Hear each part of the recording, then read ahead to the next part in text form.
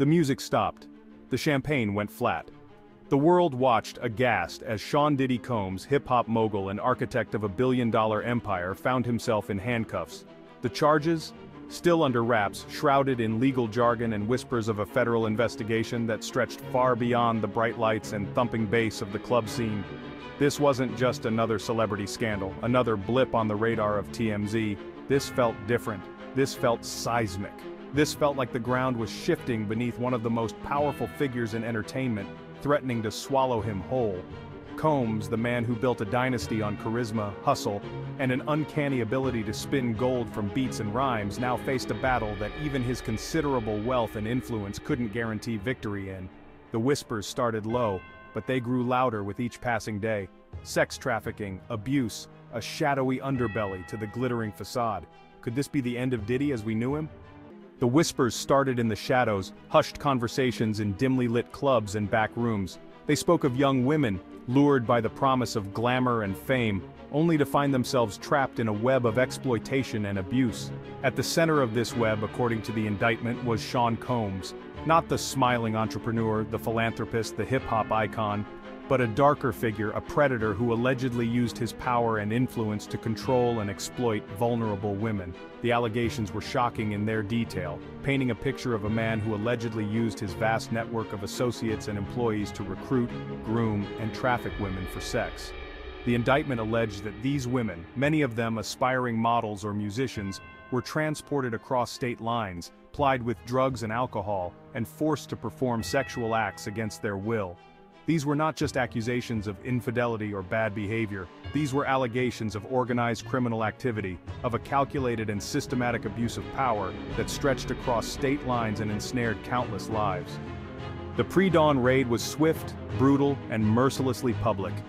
Black SUVs with tinted windows descended upon Combs' sprawling Los Angeles estate, a fortress of luxury and excess, suddenly made vulnerable. Agents, faces obscured by balaclavas and purpose, swarmed through the manicured grounds, their presence a stark reminder that no amount of money or fame could hold back the long arm of the law. Inside, chaos reigned. Possessions were overturned, documents seized, every corner of Combs' carefully curated world turned upside down in search of evidence. The raid sent shockwaves through Hollywood and beyond, a stark visual representation of the seriousness of the charges leveled against him. The message was clear. Diddy, the untouchable icon, was now a suspect. His life and legacy laid bare for the world to dissect and judge. Mark Agnifilo, Combs' attorney, didn't mince words. His voice, normally a calm and measured instrument of legal strategy, dripped with barely contained fury as he addressed the assembled reporters. "This isn't a prosecution," he thundered. "It's a persecution. A witch hunt orchestrated by those who want to tear down a good man based on nothing but lies and innuendo."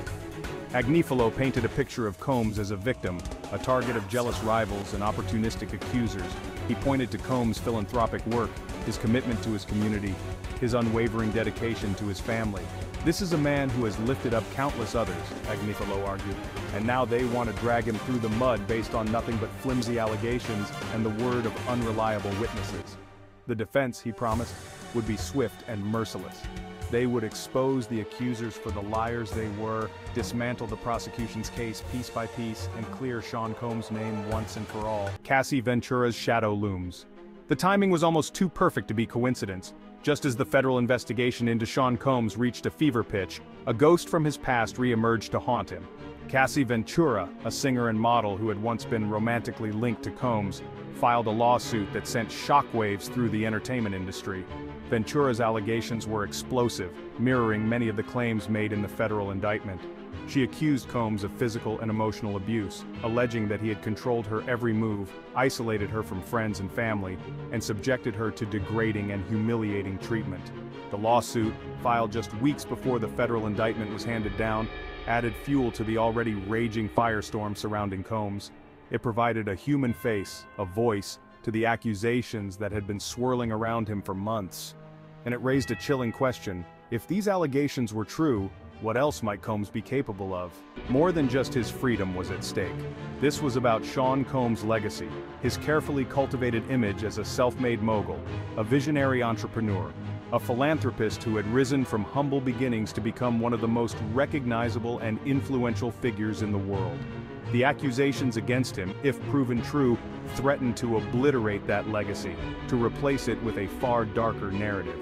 He would no longer be remembered as the man who had redefined hip-hop and built a billion-dollar empire. He would be known as the predator, the abuser, the man who used his power and wealth to exploit and control others. This was a fight for his very soul, a battle to determine not just his legal fate but his place in history. The prosecution's case, laid out in painstaking detail in the indictment, was damning. They painted a picture of Sean Combs as a master manipulator, a man who used his wealth and influence to create a network of enablers and co-conspirators who helped him carry out his alleged crimes. They had witnesses, women who claimed to have been victimized by Combs, their voices trembling as they recounted their stories of abuse and exploitation. They had financial records, travel logs, and communications that allegedly showed the inner workings of Combs' alleged trafficking operation, and they had the element of surprise. Combs, used to operating in a world where money bought silence and influence guaranteed impunity, now found himself facing a force that couldn't be bought or bullied: the relentless pursuit of justice. Mark Agnifilo and Combs' legal team faced an uphill battle, but they were far from defeated. Their strategy was two-pronged: discredit the accusers and dismantle the prosecution's case piece by piece. They would paint the alleged victims as opportunists, women motivated by money and fame, eager to cash in on Combs' wealth and notoriety. They would poke holes in the prosecution's timeline, highlight inconsistencies in witness testimonies, and argue that the government's case was built on speculation and conjecture, not hard evidence. And they would remind the jury, at every opportunity, of Sean Combs' accomplishments, his philanthropy, his contributions to society. They would argue that a man who had done so much good couldn't possibly be capable of the heinous crimes of which he was accused. On scene here that we're getting this information from. We were actually the first ones here with about 30 different law enforcement vehicles at least. There are 3 Bearcats on scene here. This just all unfolded, Sandra, I would say less than 10 minutes ago. We got here even before the crime scene tape came up. So we're just down the hill. If you look up this street where Tony is right now to the right, you'll see one of those Bearcats and law enforcement. And on the other side of those bushes, basically, is that home that is registered to Bad Boy Films, which is part of Bad Boy Entertainment. And the home in particular is registered not only to Bad Boy Films, but to one of P. Diddy's daughters. They are heavily armed, and they've been very tactful, would probably be the best word to use, as they made entry into this home this afternoon. We actually watched them as they made their way through one of these side gates, and as soon as they got inside the home, one of the first things they did was made their way into this garage that you see is open right there. Now, they did take a couple people into custody. We witnessed that. Now, are they under arrest? Are they just being asked about what they know? That I can't answer, but I can tell you there's 3 people right there that were taken into custody, were inside that home at the time of the raid. We did see a bunch of investigators going in, making the raid in there and clearing that as well. So more than just freedom on the line. The courtroom had become a crucible, the air thick with tension and anticipation. The stakes in this trial extended far beyond the fate of one man. This was about power, accountability, and the often elusive pursuit of justice in a world where wealth and fame often shielded the guilty from consequences. A guilty verdict would send a message that no one, not even someone as powerful and connected as Sean Combs, was above the law. It would be a victory for the alleged victims, a validation of their courage in coming forward and speaking their truth.